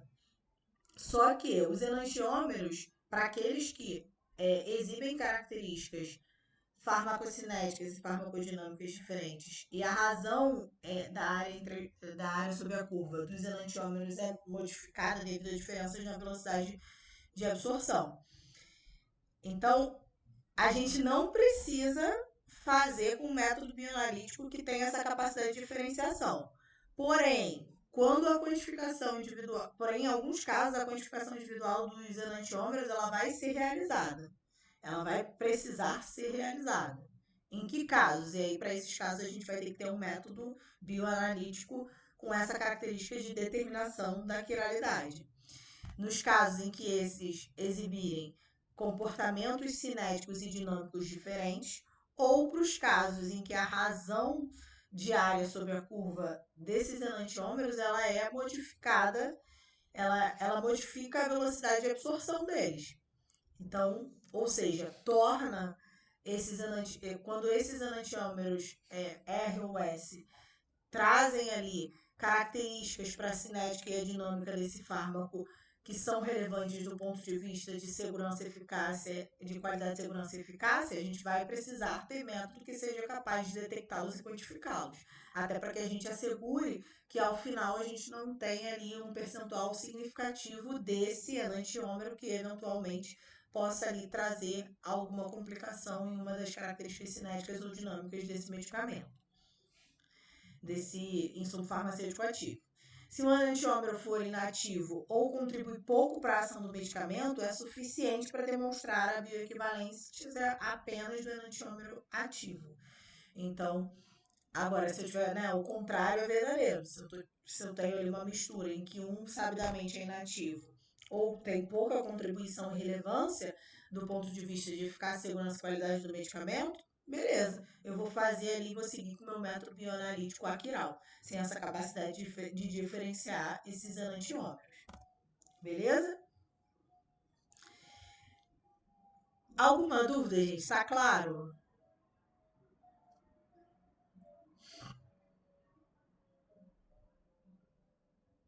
Tá claro. Beleza. E aí a gente chega, então, à análise estatística desses estudos. Né? Qual o objetivo dessas análises? É demonstrar que o medicamento teste apresenta desempenho cinético, farmacocinético equivalente ao medicamento comparador ou de referência. E aí, quais são os parâmetros primários que a gente vai avaliar? A área sob a curva e a concentração máxima. Tá? E aí, qual é o fluxo normalmente de análise? A gente vai partir lá, vamos fazer, né? Fizemos o dossiê, submetemos esse dossiê, fizemos ali o recrutamento dos participantes de pesquisa, sejam eles pacientes ou não, com determinadas características que a gente já viu. Partimos ali para a etapa clínica desse estudo, coletamos, né? Desenhamos ali o, quais vão ser as características, né? Em termos de desenho desse estudo, né? De desenho experimental desse estudo. Agora a gente precisa coletar aí essas informações, essas amostras. E aí, né, uma vez coletadas essas amostras, a gente vai analisar, coleta essas amostras, analisa esses resultados e submete a uma análise estatística para que a gente consiga ali concluir se é ou não bioequivalente. Então a gente coleta esses dados, a legislação vai sugerir que a gente faça uma transformação logarítmica, aplique uma ferramenta estatística ali, uma análise de ANOVA, chegue ali a um intervalo de confiança de 90% e compare, né, o medicamento referência com o medicamento comparador, a fim de saber se esse intervalo está compreendido entre 80% e 125%. Então, no final, a gente fez tudo isso para cair na análise estatística e tirar a conclusão se de fato são bioequivalentes ou não. E aí, em relação a isso, a legislação vai dizer que os parâmetros farmacocinéticos eles devem ser obtidos da curva concentração do analito versus tempo e são analisados estatisticamente para determinação da bioequivalência, devendo ser determinados os seguintes parâmetros. Então, aqui a gente vai ver como a legislação fala. Depois eu vou mostrar para vocês de uma forma mais mastigada, tá? Para ficar mais fácil. Então, primeiro, ela vai dizer que você vai ter que estudar lá a área sobre a curva versus o tempo, calculada pelo método dos trapezoides. Então, a gente vai ter lá aquela curva de biodisponibilidade, a gente vai traçar um trapézio ali e vai determinar a área, tá? Do tempo zero ao tempo t. O tempo t é o tempo relativo à última concentração do analito determinada experimentalmente, tá? Acima, de preferência, do limite inferior de quantificação, porque o limite inferior de quantificação tem que estar 5% abaixo dessa concentração, beleza? Na verdade, abaixo da C máxima. Aqui a gente já está falando do último T, né? Que normalmente vai estar ali ao redor da concentração máxima. A área sobre a curva da concentração versus tempo, calculada no tempo zero ao tempo infinito, tá? Que a gente vai chamar de área sobre a curva zero infinito. Aqui é a área sobre a curva em T, zero ao T. E ela vai ser dada como? Vai ser a área sobre a curva no tempo T, mais CT, né? A concentração, a última concentração do analito determinada experimentalmente, acima do limite inferior de quantificação, sobre o K, que é uma constante de eliminação da fase terminal. E aí a gente vai ter, então, o que a gente chama de concentração, área sobre a curva no tempo infinito, tá? E ela deve ser igual ou superior a 80%. Na verdade, a área sobre a curva de 0 a t deve ser igual ou superior a 80% da área sobre a curva do tempo zero ao infinito, quando não for utilizada a área sobre a curva truncada, que vai ser quando a gente tiver o estudo paralelo, né? Que a gente vai estar comparando duas áreas sobre a curva de indivíduos diferentes. Nesse caso aqui, que é o mais comum, a gente está falando de um estudo crossover, que o mesmo paciente recebeu os dois tratamentos. O pico e o tempo de concentração máxima. que é o C máximo, pico, né, e o tempo, que é o T máximo do analito, obtido diretamente a partir dos dados experimentais, sem interpolação dos dados, e a meia-vida de eliminação do analito sem necessidade de tratamento estatístico. Então, para estudos, isso é para estudos, não, beleza, é o normal. Aí, para estudos que empregam doses múltiplas, deve-se comprovar que o estado de equilíbrio foi alcançado após a administração dos medicamentos teste comparador, devendo ser determinados os seguintes parâmetros. Só que aí, antes, vamos deixar claro aqui o que é dose única e dose múltipla, que a gente já até mencionou, esses slides devia estar até antes. A dose única, gente, é quando o voluntário recebe apenas uma administração do medicamento. E as concentrações plasmáticas vão ser acompanhadas ao longo do tempo. A dose múltipla, o voluntário recebe várias doses consecutivas do medicamento, então em 12, 24 horas, 48, enfim, até que a quantidade absorvida seja equivalente à quantidade eliminada entre as doses, tá? Quando eu vou realizar um estudo em dose múltipla? Geralmente, quando o medicamento apresenta acúmulo significativo no organismo. Então, por exemplo, uma formulação de liberação modificada, eu posso utilizar a dose múltipla. A avaliação em estado de equilíbrio, ela é mais adequada para detectar diferenças entre formulações teste e referência. E quando... Não, peraí. Ah, tá. São os casos que eu vou usar esses estudos em dose múltiplas. Então, geralmente, quando o medicamento ele se acumula no organismo, tem predileção ali para algum tecido. Quando a formulação for de liberação modificada, quando eu estiver fazendo a avaliação do estado de equilíbrio, tá? Para detectar essas diferenças entre teste e referência, e quando houver quando houver outra justificativa científica, tá? Ou do ponto de vista regulatório. E aí, para esses estudos, então, que eu uso essas doses múltiplas, eu vou comprovar agora eu vou estudar os parâmetros farmacocinéticos, vão ser um pouco diferentes. Quais vão ser eles? Área sobre a curva no tempo T, calculado no intervalo de dose, no estado de equilíbrio. O C máximo e o T máximo, obtidos por interpolação dos dados, e a concentração mínima do fármaco, determinado no final do intervalo de dose do estado de equilíbrio, além da concentração média do fármaco no estado de equilíbrio e o grau de flutuação no estado de equilíbrio. Então, tudo eu vou, no caso dessas doses múltiplas, eu vou sempre estudar na região do meu platô, tá? Então, vamos simplificar esses parâmetros, né? Primeiro, o que eles vão... Aqui, né, trocando em miúdos, o que eles vão me remeter? Então, quando eu falo de área sobre a curva do 0 ao T, eu estou falando da exposição ao fármaco até o último ponto quantificável. Quando eu falo da área sobre a curva do 0 ao infinito, eu estou falando da exposição total estimada do fármaco. Então, é uma exposição total que não tem a ver com o último ponto quantificável. Ou seja, inclusive, eu estou após esse limite de quantificação. Ok? C máximo é a concentração máxima alcançada. E o T máximo é o tempo necessário para eu alcançar essa concentração máxima. E o tempo de meia-vida é o tempo para que eu reduza a concentração plasmática à metade. Então, né, significado.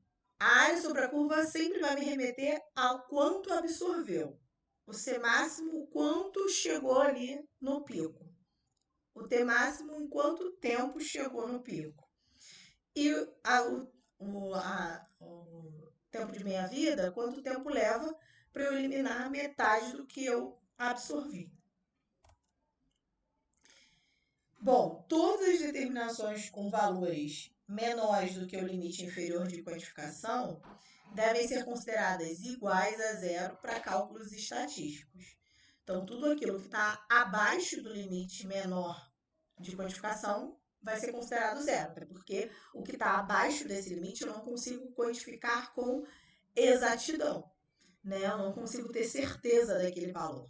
Por isso, eu não vou considerar. Quais são as exceções, né? As exceções, na verdade, a esse caso, elas deverão ser justificáveis, tá? Caso eu utilize aí um ponto para compor a minha análise estatística que esteja abaixo do meu limite de quantificação mínimo, eu vou precisar justificar por que eu estou fazendo isso. No caso de substâncias endógenas, a análise deve ser realizada empregando as concentrações quantificadas com e sem correção dos níveis basais, que é aquilo que a gente falou. A gente, sempre que estiver tratando da administração de uma substância similar ou igual a uma base que a gente tem endogenamente, a gente vai precisar fazer essas correções desses níveis, essas correções de concentração em todas as fases da curva, tendo em vista o nível basal que a gente vai ter coletado em replicata durante pelo menos 3 réplicas, né, em cada um dos momentos ali do nosso voluntário. Sendo que a conclusão dessa bioequivalência vai sempre se dar em cima desses dados corrigidos, ou seja, diminuídos ou acrescidos dessas concentrações basais de cada um dos analitos que a gente esteja estudando. Para estudos que empregam desenhos alternativos, devem ser apresentados os modelos estatísticos e parâmetros adequados à sua avaliação, por meio de submissão prévia de protocolo do estudo. Devem ser utilizados programas estatísticos validados para análise de dados. Em relação aos outliers, né, que são aqueles pontos fora da curva, não é permitida a exclusão de nenhum participante da pesquisa que tenha concluído a etapa clínica e bioanalítica, em conformidade ao protocolo elaborado.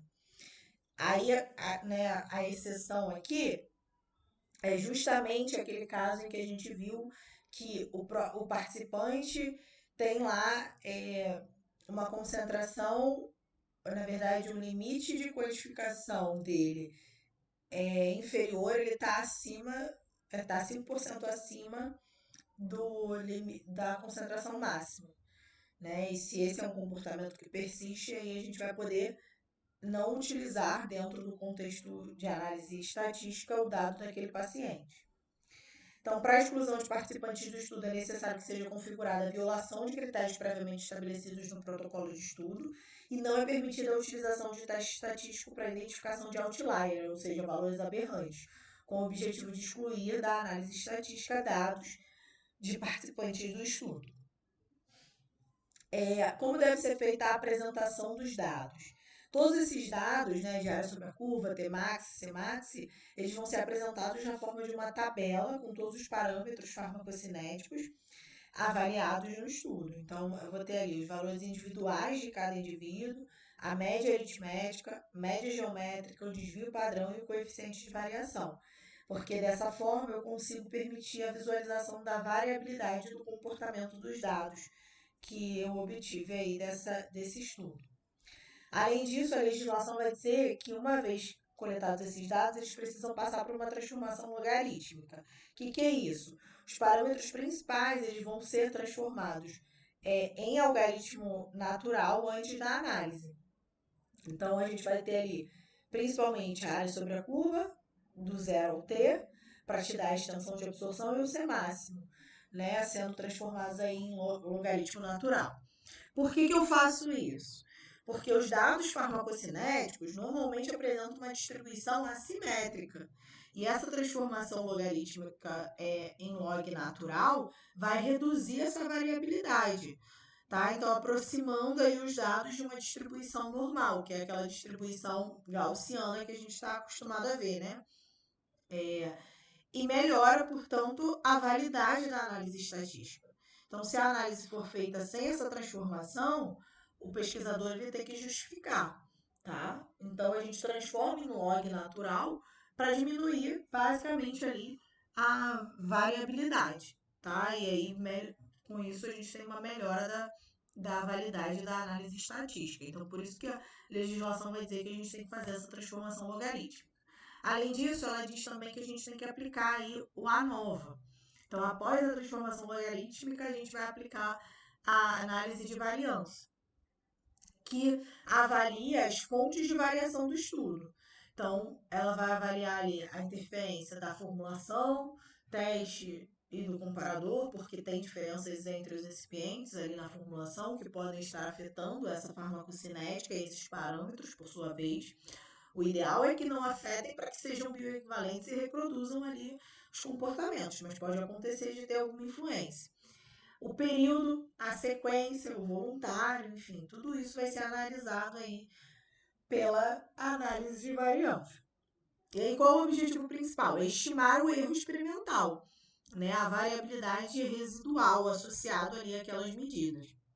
E esse erro vai ser, portanto, considerado e muito importante para que a gente calcule o intervalo de confiança, tá?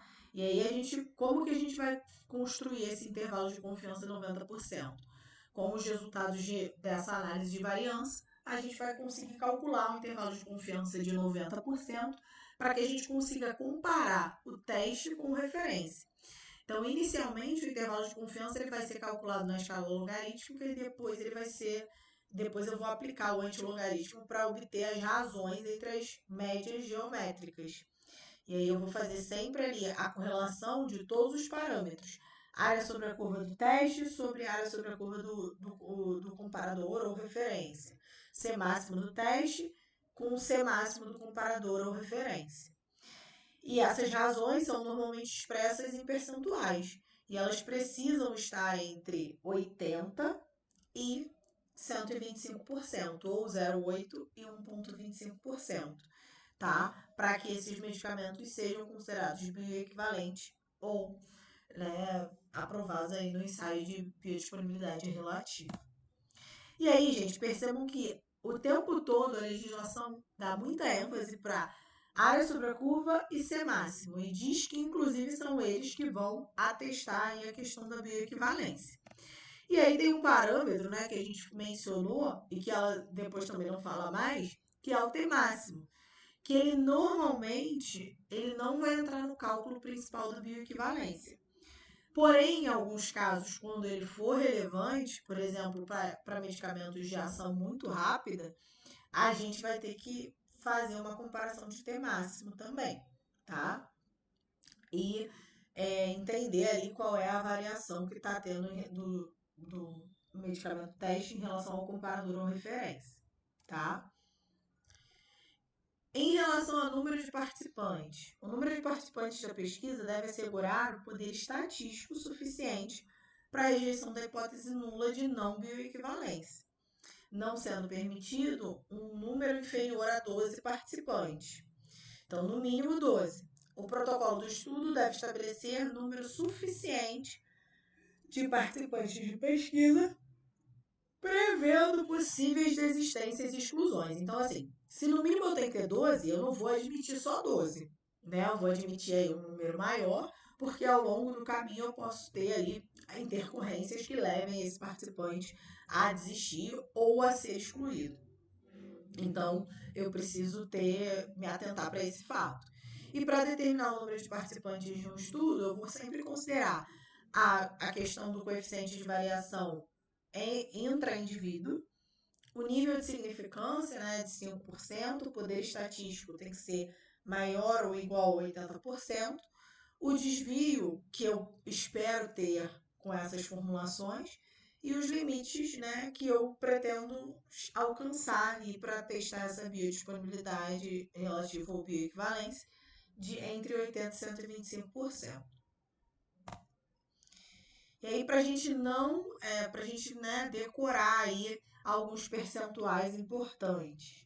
O intervalo de confiança utilizado para comparar esses parâmetros, área sobre a curva, do comparador, do referência, Cmax, e em alguns casos, né, de medicamentos que são rapidamente absorvidos, o Tmax, ele sempre vai ter um intervalo de confiança de 90%, lá na minha análise de ANOVA, minha análise de variância.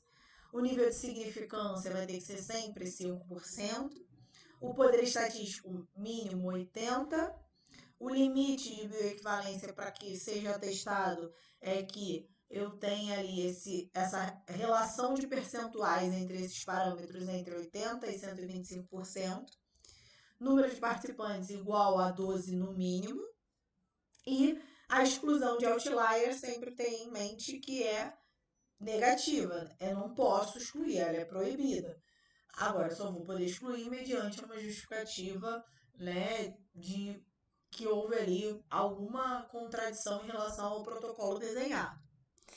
E valores abaixo do limite inferior de quantificação vão ser sempre considerados zero e, portanto, descartados dessa análise estatística. Botei esses percentuais aqui porque eles podem confundir. Então é bom vocês terem essa historinha aí na cabeça. Beleza? Alguma dúvida, gente? Ponto importante dessa legislação que eu não falei. Ele fala lá de transdérmicos, eu falei de liberação prolongada, mas ele também fala de transdérmicos. Então leiam com atenção depois essas particularidades dessas formas farmacêuticas mais diferentes que ele traz lá. Tá bom? Alguma dúvida?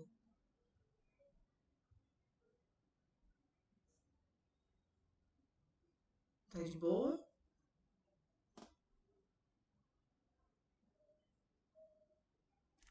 Gente. Sim, tudo certo. Beleza. Eu só tenho uma coisa assim que nessa legislação me deixa um pouco de dúvida, que fala assim, não pode excluir, né, por outlier, Uhum. mas ao mesmo tempo fala que se tiver, deixa eu ver aqui que está escrito, se tiver pré-dose superior a 5%, não deve, esse participante deve ser excluído ou não deve participar, alguma coisa assim. Então, que é aquela questão do limite inferior de codificação, que a gente até falou aqui. Que esse, na verdade, vai ser um caso em que a gente vai poder excluir sim. Ó, caso um participante de pesquisa apresente interferente maior do que 5% do seu C máximo na coleta pré-dose, considerando o mesmo período, o cálculo estatístico deve ser apresentado sem o participante em questão. Então, esse aqui é um critério para exclusão. Além, porque assim, não é que você não possa excluir, o ideal é não excluir. Só que, para alguns casos em que ele contrarie qualquer das suas exigências lá desenhadas para o protocolo, ou para esse caso aqui, você vai poder excluir. Tá? Certo. Na verdade, por isso que quando eu falei isso aqui, eu até me referi que esse era um caso de outlier que a gente ia poder excluir. Mas é realmente uma exceção. O normal é que a gente não exclua. Porque a gente aqui é meio que assim, a gente está lidando com pessoas e submetendo elas a um tratamento, né? A exposição a um fármaco que a gente está estudando. Então, a gente, do ponto de vista ético, a gente não pode simplesmente descartar e também não pode desconsiderar na análise, porque, primeiro, por mais diferente que aquele comportamento pareça, ele pode ser significativo quando a gente vai para a população de verdade. Dentro daquela amostra, ele foi de repente, mas ele, na minha população, pode ter maior representatividade. Então, por isso é importante a gente considerar todo e qualquer comportamento, mesmo que a princípio ele pareça aberrante. Entende? Além da questão ética, né? De estar envolvendo seres humanos. Imagina, você submeteu a pessoa ali para nada, para no final nem usar o dado. Então, Sim. parte do pressuposto que a gente sempre vai optar por aproveitar todos os dados.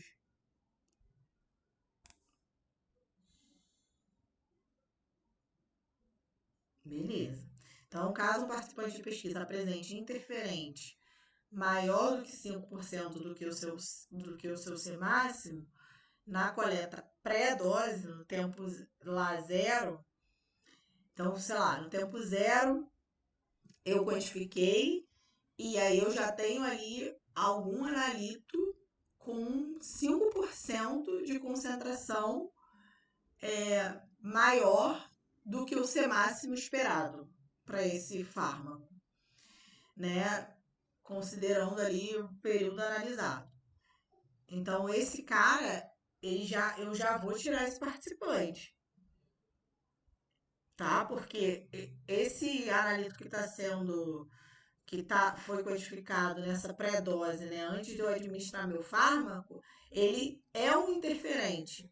Então, imagina, e ele já está acima do meu C máximo. Então, como é que eu vou garantir que o C máximo, os parâmetros, que é um dos parâmetros mais importantes para eu atestar a biodisponibilidade, ele é de fato aquilo que eu estou vendo e não resultado desse interferente que já está em concentração superior a esse C máximo, entende? Por que eu vou ter que descartar? Sim. Tá? É por isso que, assim, nesse caso, é um caso aberrante, mas assim, eu vou ter que tirar porque o cara ali apresenta, de repente, sei lá, ele faz uso de. Ele é um paciente polimedicado, e aí esse outro fármaco que ele usa, ele me gera ali alguma coisa que interfere nesse meu analito-alvo do meu estudo. E aí ele já de cara, antes de eu dar a dose do meu fármaco, eu já consigo prever ali. A curva dele já sobrepõe ali a minha curva esperada para o meu fármaco. Ou seja, eu não vou conseguir determinar com exatidão nenhum dos parâmetros importantes para testar a biodisponibilidade desse meu fármaco que está em avaliação.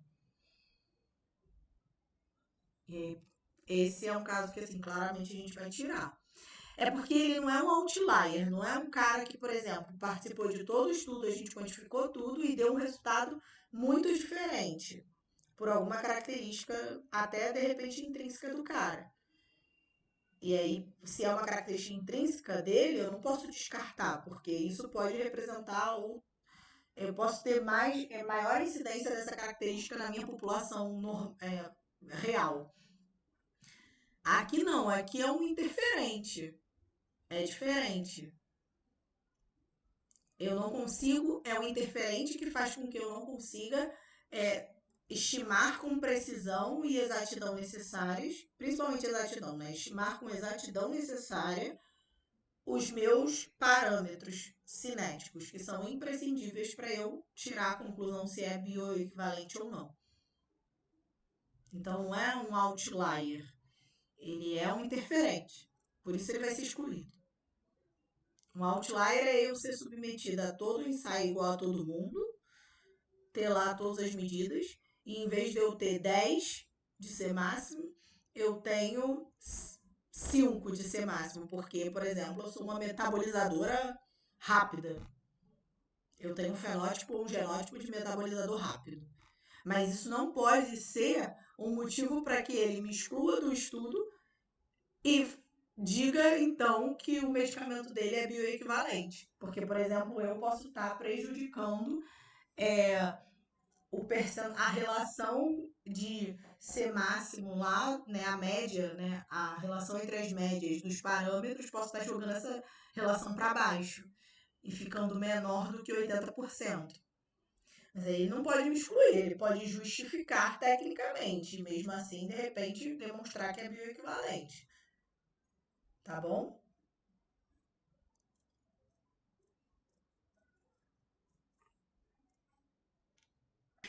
Agora eu entendi, Gabi. Eu tava com a mesma dúvida dele. Tá, mas Mas ficou agora deu para claro. entender.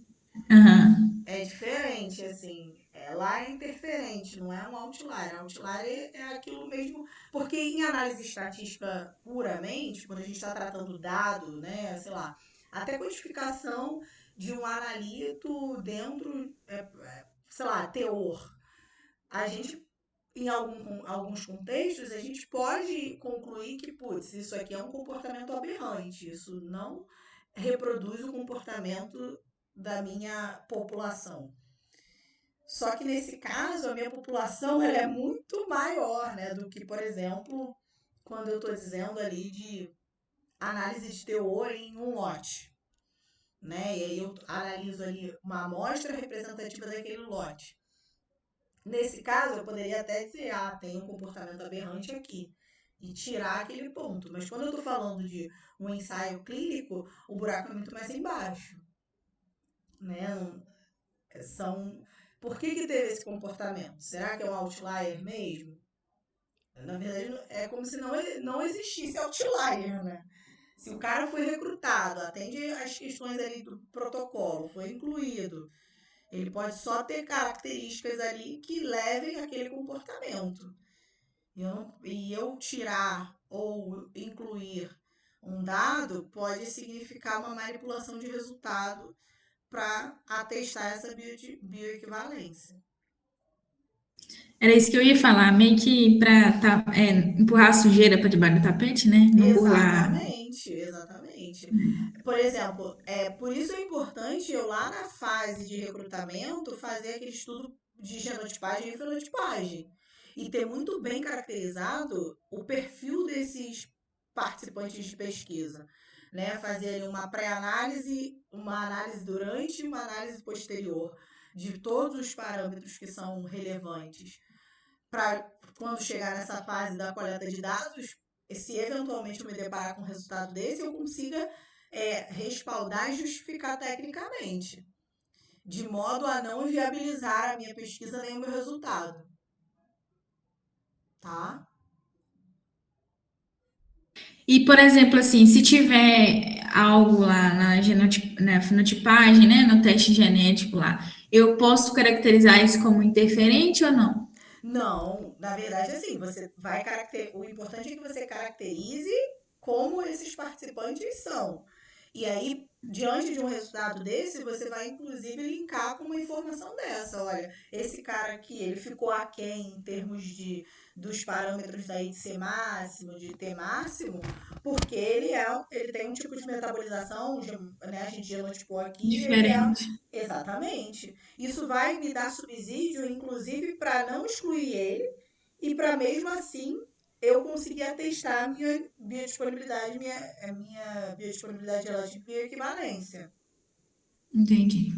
O interferente, então, seria o uso de medicamento, Isso, uma alimentação, talvez? isso, mas assim, até o uso de medicamento, né? Se a gente fala de polimedicado, cara, se eu estou disposta a incluir aquele polimedicado, eu entendo que ele é um paciente elegível para compor a minha amostra, eu não posso só lá no final concluir que o meu medicamento era um interferente. Eu já tenho que ter Tudo tem detectado que isso ser antes, antes. né? Exatamente, eu tenho que ter detectado isso antes e ele não vai ser incluído, Uhum, tá? entendi. É isso que espera-se. Sem surpresas. Exatamente. Eu preciso pensar muito bem no desenho desse estudo, na inclusão desses participantes, nos critérios, fazer ali mil análises para que ao final eu consiga ter ali um resultado que eu, né, chegue à conclusão que eu quero, que é a bioequivalência, sem manipular nada e com subsídio técnico para dizer, para respaldar, se necessário for, algum comportamento diferente. Porque só excluir por excluir eu não vou poder, tá? Tá ok. Obrigada. Gente, ela é chatinha, né? Porque ela é muito descritiva. Falei, gente, não sei se tem outra forma assim de falar sobre ela.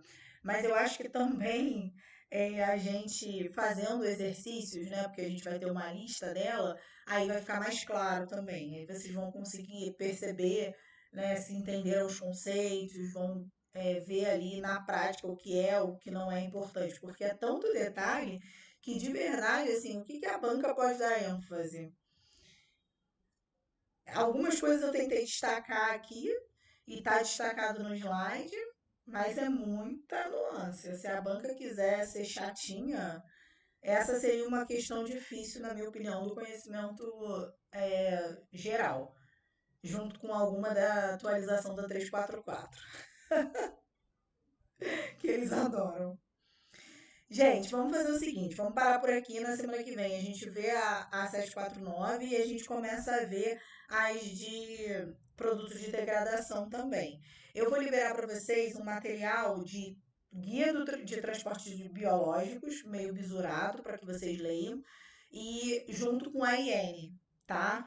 Em vez da gente dar aula, eu vou tentar liberar um PDF aí mais bisuradinho, destacando ali coisas, autoexplicativo, para vocês estudarem esse guia de transporte de biológicos e a IN lá de biológicos, né? Boas práticas lá dos produtos biológicos. Que aí eu acho que, né, a gente consegue fechar. E de forma que a gente agora pegue essas próximas semanas para a gente ver as de produtos de degradação, que tem também coisa nova. Então a gente termina a 749 e pega produto de degradação, tá? Todas relacionadas com essa parte de degradação forçada, enfim. E aí a gente fecha. E como eu disse, a gente vai liberar até o final de semana o material de farmacotécnica, aí contendo um resumão da farmacotécnica acompanhado de questões também, tá? Que é para vocês gabaritarem aí o conhecimento geral dessa parte e também o conhecimento específico aí. Beleza? Gente, espero ter ajudado.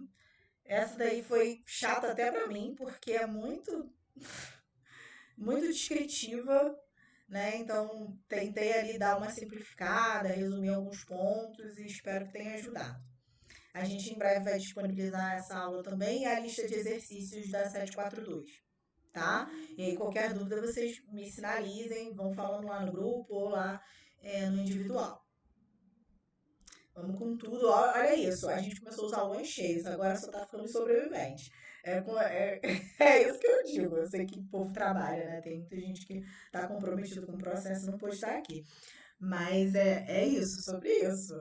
É meio que assim mesmo. Todo mundo começa e poucos atravessam a linha de chegada. A gente, ao longo aí do caminho, já teve vários guerreiros perdidos.